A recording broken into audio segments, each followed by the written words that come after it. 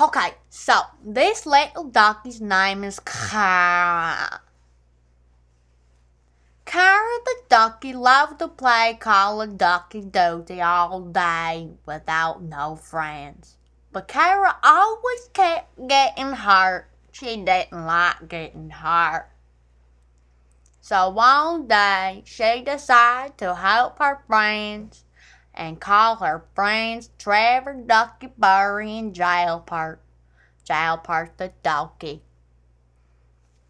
And they decided that they would go to the beach and hang out. But there was a big thunderstorm at the beach, but they went anyway.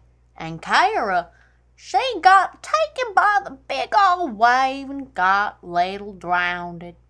She couldn't breathe, and then she drowned and died. And all Kara's little other ducky friends were very upset and tried to talk to God.